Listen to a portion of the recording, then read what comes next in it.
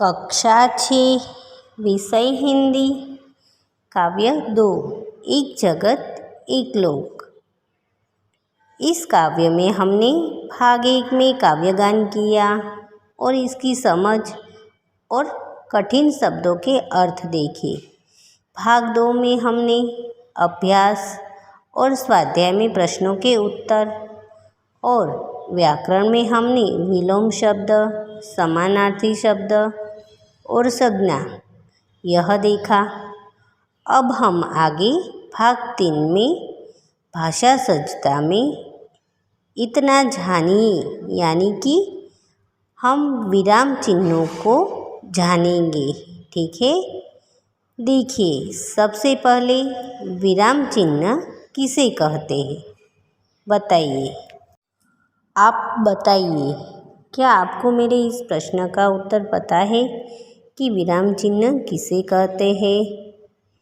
तो मित्रों, किसी भी भाषा को बोलते, पढ़ते और लिखते समय अर्थ को स्पष्ट करने के लिए वाक्यों के बीच या अंत में थोड़ा रुकना पड़ता है।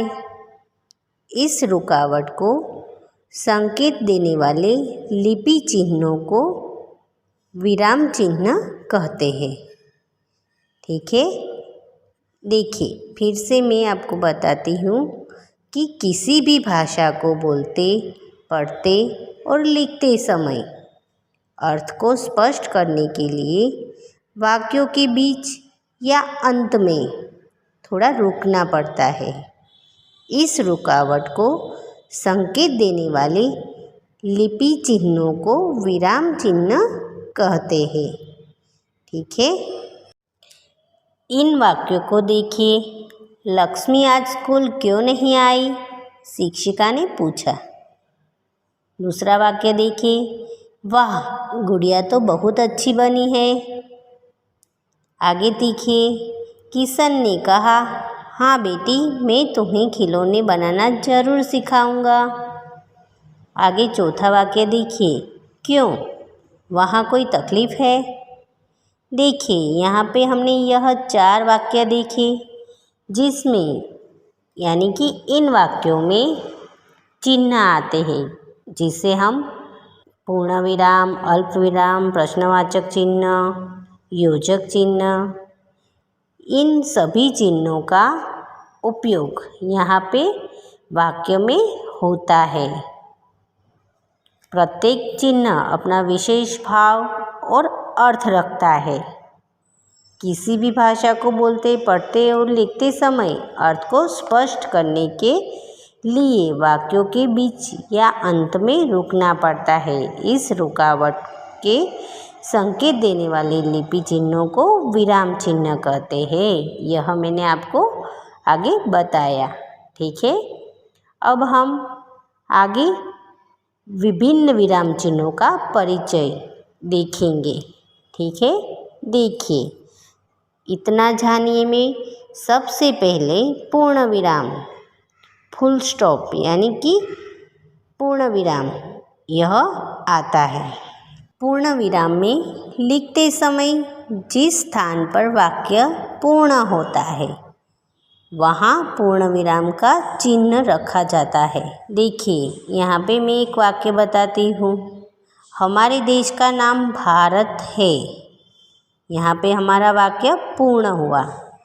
यहाँ पे हम पूर्ण विराम का चिन्ह रख यहाँ पे करेंगे। आगे देखिए, अहमदाबाद गुजरात का प्रमुख नगर है। तो वाक्य पूर्ण होने के बाद पूर्ण विराम का चिन्ह आएगा। इसके अलावा मोहन ने पत्र लिखा, सीता स्कूल नहीं गई। यहाँ पे वाक्य पूर्ण होता है। तो वाक्य पूर्ण होने के बाद कौन सा चिन्ह आता है? पूर्ण विराम। पूर्ण विराम का चिन्ह हम यहाँ पे करेंगे। ठीक है, इसके आगे अल्प विराम। इसके आगे का विराम चिन्ह कौन सा है? अल्प विराम, कोमा। यानी अल्प विराम का प्रयोग वाक्य में थोड़ा रुकने का संकेत देने के लिए होता है। यानी कि वाक्य पढ़ते समय जहाँ थोड़ी देर के लिए रुकना हो वहाँ अल्प विराम लगाया जाता है। माँ, आज मेरा जन्मदिन है। तो यहाँ पे इस वाक्य में हम माँ के बाद माँ ऐसा बोलने के बाद थोड़ा अटकेंगे, यानी कि पढ़ते समय हम थोड़ी देर यहाँ पे रुकेंगे और फिर आगे पढ़ेंगे। आज मेरा जन्मदिन है। माँ, आज मेरा जन्मदिन है। तो यहाँ माँ के बाद अल्प विराम लगाया जाएगा। ठीक है। आगे देखिए, आषाढ़, सावन, भादो और आश्विन वर्षा ऋतु के महीने हैं। तो यहाँ पे हम आषाढ़ के बाद थोड़ा रुकेंगे, सावन के बाद थोड़ा रुकेंगे। तो वहाँ पे हम क्या करेंगे, वहाँ पे हम अल्प विराम चिन्ह लगाएंगे। आगे देखिए, तीसरा विराम चिन्ह है प्रश्नवाचक चिन्ह। तीसरा विराम चिन्ह कौन सा है? प्रश्नवाचक विराम चिन्ह। देखिए, इसमें किसी व्यक्ति से कोई जानकारी प्राप्त करने या प्रश्न पूछने हेतु उपयोग में लिए जाने वाले वाक्य के अंत में प्रश्नवाचक चिन्ह लगाया जाता है। ठीक है। किसी व्यक्ति से कोई जानकारी प्राप्त करने हेतु उपयोग में लिए जाने वाले वाक्य के अंत में प्रश्नवाचक चिन्ह लगाया जाता है। जैसे कि क्या तुम विद्यालय गए थे? ऐसा प्रश्न पूछने के बाद प्रश्नार्थ चिन्ह लगाया जाता है। तुम क्या करते हो? आपका नाम क्या है? गाड़ी कब आएगी? ऐसे प्रश्न हम किसी से पूछते हैं तो इसके बाद हम प्रश्नार्थ चिन्ह करते हैं। ठीक है। आगे देखिए, चौथा विराम चिन्ह है योजक, यानी कि आगे का विराम चिन्ह कौन सा हम देखेंगे? आश्चर्य सूचक चिन्ह। चौथा विराम चिन्ह है आश्चर्य सूचक चिन्ह, जिसे विस्मयादि बोधक चिन्ह भी कहते हैं। यानी बात करते समय कभी कभी हम हर्ष, शोक, आश्चर्य, तृणा, प्रशंसा आदि भाव प्रकट करते हैं। ऐसे भाव प्रकट करने को उद्गार कहते हैं। इन उद्गारों को सूचित करने के लिए विस्मयादि बोधक यानी कि आश्चर्य सूचक चिन्ह का उपयोग होता है। यहाँ पे आश्चर्य चिन्ह लगाया जाता है। देखिए, मैं यहाँ पे वाक्य बताती हूँ। वाह, आपने तो कमाल कर दिया। यहाँ पे वाह ऐसा करने के बाद आश्चर्य चिन्ह आएगा। आगे देखिए, अरे क्या हो गया? आगे वाक्य में देखिए, आज मैं कितना खुश हूँ। यहाँ पे देखिए, खुश यानी हर्ष। आगे, हाय अब मैं क्या करूँ? यहाँ पे हाय अब मैं क्या करूँ। ऐसे वाक्य में हाय यह शोक प्रकट करता है, यानी कि हाय के बाद उद्गार चिन्ह आएगा। ठीक है। आगे का विराम चिन्ह देखिए, पांचवा विराम चिन्ह है योजक, यानी कि योजक चिन्ह में देखिए, दो शब्दों को जोड़ने के लिए, दो शब्दों को जोड़ने के लिए यानी कि योजक चिन्ह का प्रयोग सामासिक शब्दों को जोड़ने के लिए होता है। दो शब्दों को जोड़ने के लिए योजक चिन्ह का प्रयोग होता है। जैसे कि योजक चिन्ह का सामासिक शब्दों को जोड़ने के लिए प्रयोग होता है। जैसे कि सुख, दुख। यहाँ पे सुख दुख के बीच में योजक चिन्ह लगाया जाएगा। यानी कि सुख और दुख, यह शब्द जो है इन्हें जोड़ने का काम योजक चिन्ह करता है। माता पिता, तो यहाँ पे माता और पिता के बीच में योजक चिन्ह लगाया जाएगा। पाप पुण्य, तो यहाँ पे पाप और पुण्य दोनों के बीच में योजक चिन्ह का प्रयोग होगा। आगे है देश विदेश, यानी देश और विदेश के बीच में योजक चिन्ह का प्रयोग करेंगे।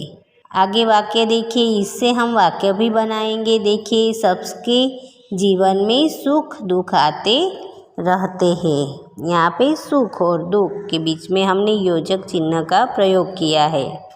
आगे दूसरा वाक्य माता पिता से बनाएंगे कि माता पिता की सेवा ही सच्ची पूजा है। यहाँ पे माता पिता के बीच में हम योजक चिन्ह का प्रयोग करेंगे। आगे देखिए, यहाँ कोई छोटा बड़ा नहीं है। यहाँ पे छोटा और बड़ा, इसके बीच में योजक चिन्ह लगाएंगे।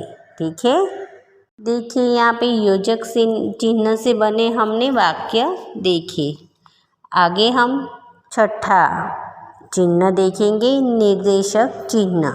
निर्देशक चिन्ह का प्रयोग वाक्य में बात को स्पष्ट करने के लिए होता है, यानी कि वाक्य में किसी बात की स्पष्टता करने के लिए निर्देशक चिन्ह लगाया जाता है। जैसे कि कृपया मुझे निम्नलिखित पुस्तकें भेज दीजिए। दूसरा वाक्य है, ये नए लड़के टीम में लिए गए थे, अशोक, मोहन और गणेश।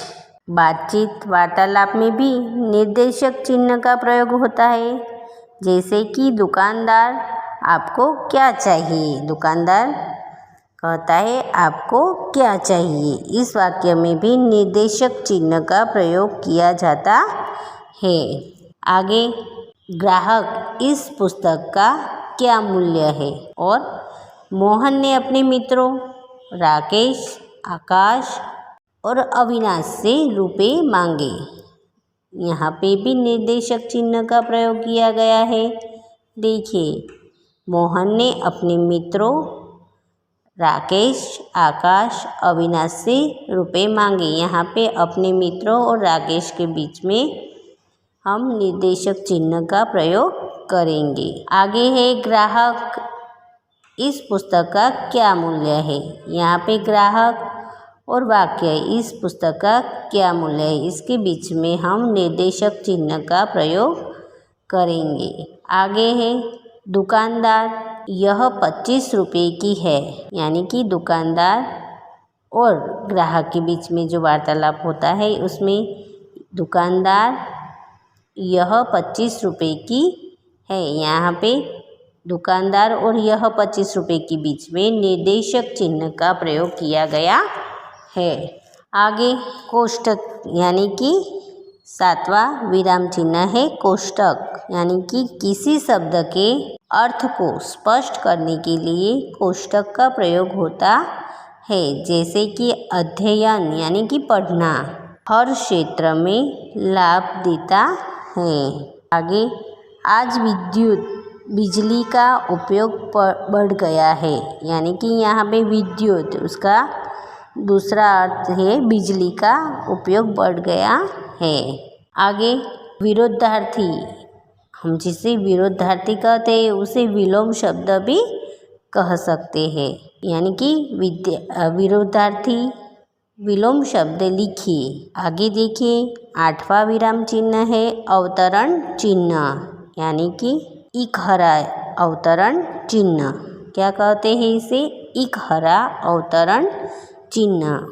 यहाँ पे देखिए इकहरे अवतरण चिन्ह का प्रयोग किसी उपनाम, रचना या पुस्तक के शीर्षक आदि को उद्धृत करते समय किया जाता है। यानी कि जैसे हम समझदार नन्ही पाठ के लेखक हैं शंकर सुल्तानपुरी। आगे हमने दयालु शिकारी कहानी पढ़ी। यहाँ पे दयालु शिकारी, यहाँ पे अवतरण चिन्ह लगाया गया है। देखिए गोपाल दास नीरज प्रसिद्ध कवि है। तो इस वाक्य में नीरज के आसपास अवतरण चिन्ह लगाया गया है। आगे सूर्यकांत त्रिपाठी का उपनाम निराला है। तो यहाँ पे निराला जो शब्द है उसमें अवतरण चिन्ह लगाया गया है। ठीक है। आगे देखिए दोहरा, यानी कि किसी व्यक्ति के कथन को मूल रूप में उद्धृत करने के लिए दोहरे उद्धरण चिन्ह का प्रयोग किया जाता है। यानी कि जैसे कि महात्मा गांधी जी ने कहा है कि प्रार्थना ही आत्मा की खुराक है। यानी किसी व्यक्ति के कथन को मूल रूप में उद्धृत करने के लिए दोहरे अवतरण चिन्ह का प्रयोग किया जाता है। वाक्य देखिए, नेहरू चाचा कहते थे आराम हराम है। लाल बहादुर शास्त्री ने कहा था जय जवान जय किसान। ठीक है। देखिए यहाँ पे हमने यह विराम चिन्हों की समझ ली कि विराम चिन्ह हम किसे कहते हैं, जिसमें हमने अल्प विराम, पूर्ण विराम, प्रश्नार्थ चिन्ह, आश्चर्य चिन्ह, योजक चिन्ह, निर्देशक चिन्ह, कोष्टक, अवतरण चिन्ह, इन 8 चिन्हों की यानी कि 8 विराम चिन्हों की हमने पहचान ली कि विराम चिन्हों में पूर्ण विराम किसे कहते हैं यह हमने जाना, अल्प विराम किसे कहते हैं यह हमने देखा। अब आपको क्या करना है, वाक्यों में मैं जो आपको वाक्य देती हूँ इन वाक्यों में आपको उचित विराम चिन्ह लगाकर वाक्य फिर से अपनी नोट में लिखने हैं। ठीक है। लिखिए। सबसे पहला वाक्य है छी तुमने यह क्या किया। दूसरा वाक्य है वैशाली ने मयंक से कहा घर चलो। तीसरा वाक्य है वाह मज़ा आ गया। चौथा वाक्य है अरे तुम नहीं गए। देखिए यहाँ पे मैंने 4 वाक्य आपको दिए हैं जिसमें आपको उचित विराम चिन्ह लगाकर अपनी नोट में फिर से लिखने हैं। ठीक है।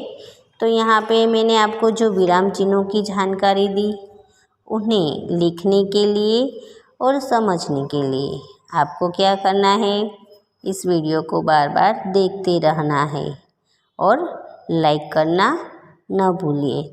ठीक है।